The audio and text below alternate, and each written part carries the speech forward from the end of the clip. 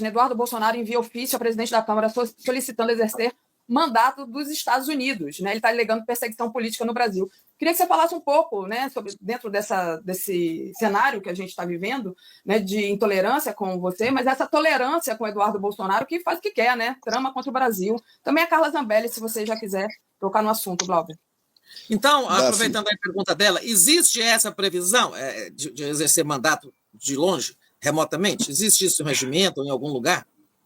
Não, Tereza, não existe de jeito nenhum. Pelo contrário, a licença, inclusive, que foi tirada por Eduardo Bolsonaro e que foi também solicitada e concedida a Carla Zambelli, eram licenças ilegais, né?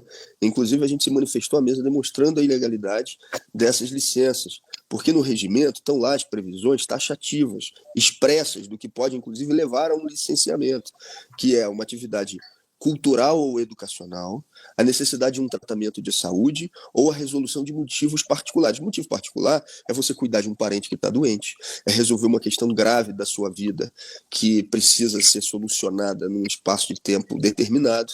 Eles tiraram essas licenças, principalmente o Eduardo Bolsonaro, por motivos políticos, ou seja, para conspirar contra o Brasil no exterior, para fugir de uma responsabilização no território nacional. Isso não é a motivação privada que está determinada lá no inciso 3 do artigo que determina os casos possíveis de licença.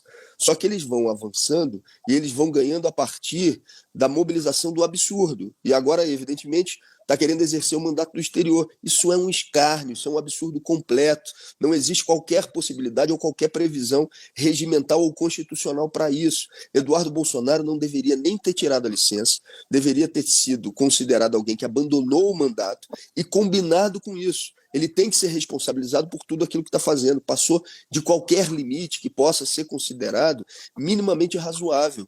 Isso é um absurdo completo. Não existe qualquer previsão regimental para isso. E eu não consigo acreditar que a mesa diretora da Câmara pense, inclusive, nesse tipo de concessão, porque aí não tem mais nem o que dizer.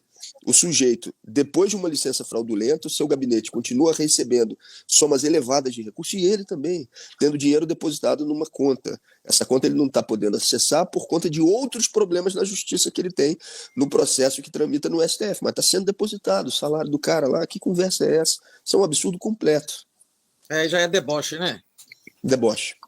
Ou seja, a Câmara está sendo conivente com o deputado que está lesando a pátria.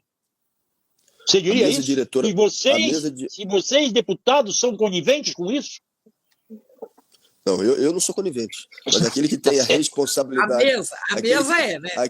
Aquele que tem a responsabilidade política de não ter aceitado, inclusive, a sua licença, no caso, a mesa diretora, e que não pode, não deveria ter pago R$1 sequer para o gabinete do deputado ou para o próprio deputado em relação aos seus rendimentos, evidentemente guarda nesse momento conivência com o que está acontecendo. E é por isso que a gente já cobrou pública e formalmente que o Eduardo Bolsonaro seja desligado do mandato de deputado federal e responsabilizado por tudo que está fazendo contra o Brasil. E isso vai acontecer, você acha? Eu não estou acreditando que isso aconteça. Eu acho que eles vão chutar. O indicativo é de que não acontece no curto espaço de tempo. Ou seja, estão aparentemente usando a mesma alternativa que foi utilizada com o caso do Chiquinho Brazão, que é deixar acumular um número de faltas que amanhã o desligamento se dê não pelo conteúdo que ele fez, mas pela quantidade de sessões em que não teve presente. Mas aí vamos para uma situação hipotética.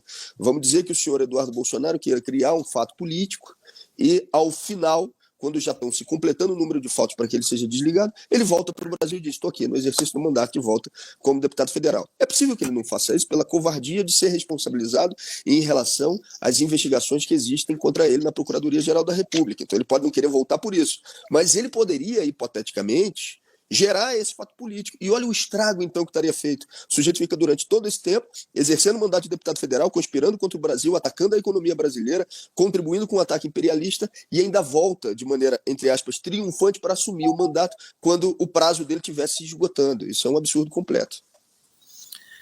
Pois é, deputado, nessa série de absurdos completos, anteontem houve né, que foi mais um, que foi o depoimento, ou não sei se aquilo foi um depoimento ou o que foi, mas uma fala do Eduardo Bolsonaro via teleconferência, para a subcomissão encarregada de acompanhar os processos dos presos do 8 de janeiro, né, aqueles presos da Papuda ali, os propriamente vândalos, né? Para isso, pelo menos, que foi criada a subcomissão, mas a gente sabe que o objetivo dessa subcomissão é fazer barulho a favor da anistia, né? E essa subcomissão realizou, né, uma teleconferência, o Eduardo Bolsonaro, lá dos Estados Unidos, prestando um depoimento, e depois dele falou também um criminoso procurado pela justiça com pedido de extradição, né, com o nome na lista da Interpol, que é o Alan dos Santos, né? Já tem um bom tempo que o Brasil pede aos Estados Unidos a extradição dele e ela não acontece.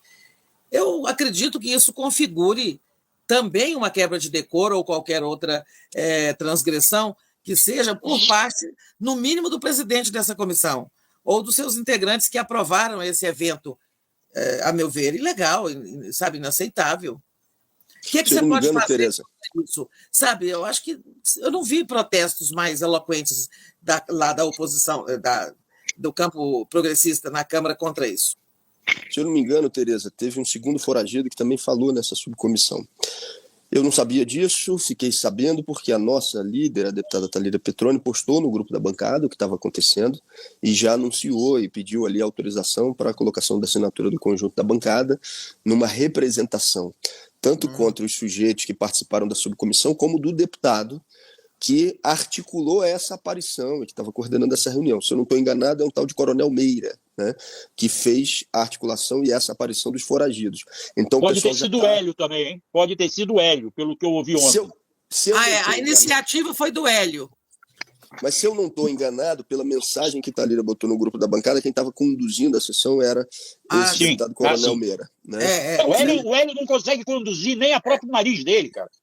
O Hélio é autor do requerimento, e esse aí que você está falando conduziu o evento, né? Este evento, isso, entre aspas. Então já tem uma decisão política por parte da bancada do PSOL em representar contra esses caras, né? A começar por aquele que estava conduzindo essa sessão inconstitucional, ilegal e vergonhosa.